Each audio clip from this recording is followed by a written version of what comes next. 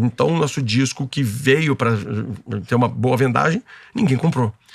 E o Capital Inicial lança o disco exatamente nesse momento e pumba, dispara e vai 250 mil cópias. Ali. Cara, Timidez entra assim, vem aquele azarão lá correndo por trás, passando todo mundo.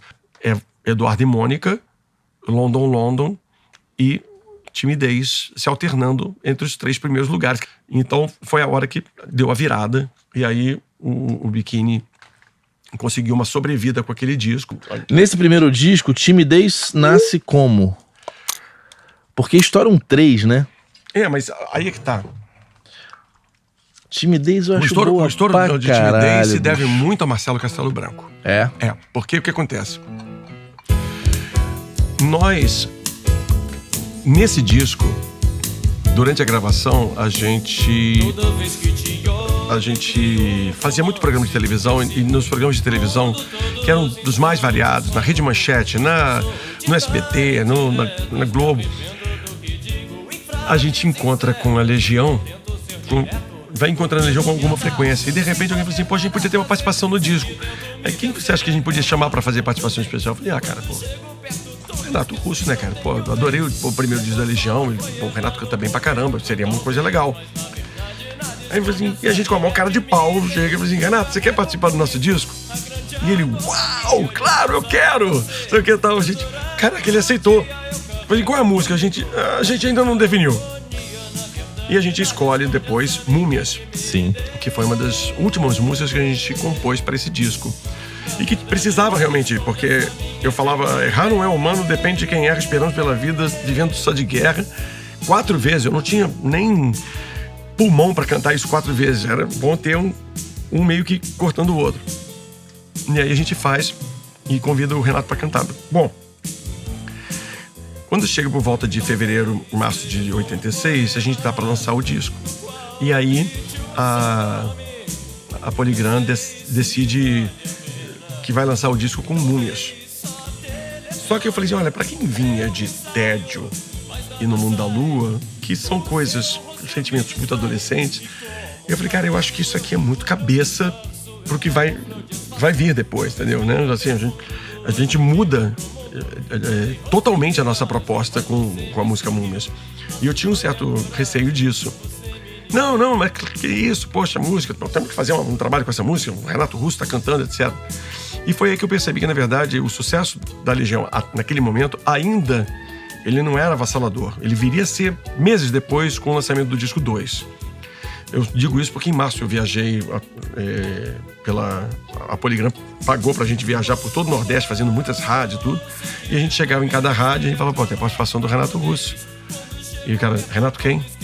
Renato Russo, o cantor da Legião Urbana. Ah, aquele cara que canta Será, né? Ainda é cedo? É, isso aí. Então, o cara abre essa página assim, então, mas continue falando sobre o resto. Eu falei, caraca, cara, o próprio radialista naquele momento ainda não estava dando... Era uma percepção do Rio, eles não sacaram isso, né? Sabe, era uma onda que vinha, cujo epicentro era Rio, São Paulo, Brasília, com certeza, né? Mas que ela ia abrindo, assim, ainda meio que em círculos concêntricos, chegando... principalmente nas outras cidades, com algum atraso. Havia essa coisa às vezes. Às vezes eu chegava numa cidade, o cara falou assim, olha, Tédio ainda está tocando aqui, a gente não conseguiu virar a faixa para o Mundo da Lua, por exemplo. Entendeu? Havia um atraso, às vezes, de cidade para cidade. Coisa que a rádio por satélite mudou completamente, né? Aí todos estavam tocando a mesma coisa ao mesmo tempo. E aí, poxa, eu tô contando tudo isso por quê? Porque Múmias, naquele momento, mesmo com um clipe que foi, inclusive, exibido no Fantástico, foi um flop. Assim, não deu resultado. E aí, para juntar melhor ainda, assim, para tornar a Tempestade perfeita, o disco foi lançado exatamente no Plano Cruzado, que era um plano de contenção econômica, feito pelo presidente, o presidente Sarney. Então, o que aconteceu? Num primeiro momento, houve um travamento da economia completo e não se comprava nada. Então, o nosso disco que veio para ter uma boa vendagem, ninguém comprou. E o disco, assim, sabe aquela coisa? O carro apagou na largada. E foram passando 2, 3 meses, né? E quando a gente foi sentar para conversar com a gravadora falou assim, acabou a verba, muito obrigado, tchau. Esse disco não vai dar mais nada, vamos pensar até, de repente, fazer um próximo, né? Mas esse não deu certo. E ao mesmo tempo em que a curva mudava, a essa altura do campeonato, o mercado entendia que aquele plano inicial começou a dar uma certa estabilização financeira e o plano cruzado começa a ter uma decolagem ali, né? Ele começa a dizer que ia dar certo. Por um breve tempo, ele fez com que as pessoas acreditassem que nós fôssemos conter a inflação e que aquilo fosse ser vencido. E aí, então, esse gap, a gente estava na hora errada. Uma outra banda que estava lá dentro era o Capital Inicial. E o Capital Inicial lança o disco exatamente nesse momento e pumba, dispara e vai 250 mil cópias. Ali com música urbana. Então, com música urbana, com Fátima, com várias outras canções. A gente se encontrava, né?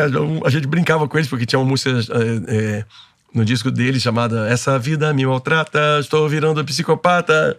E a gente, muito bem-humorado, olhava pra ele e falava assim: esse grupo me maltrata, nem consigo o disco de prata. Entendeu? Porque a gente tava, assim, ralando muito pra conseguir as coisas com muita dificuldade. E aí a gente falou, cara, não vai fazer nada. Marcelo Castelo Branco chega e fala assim: não, peraí.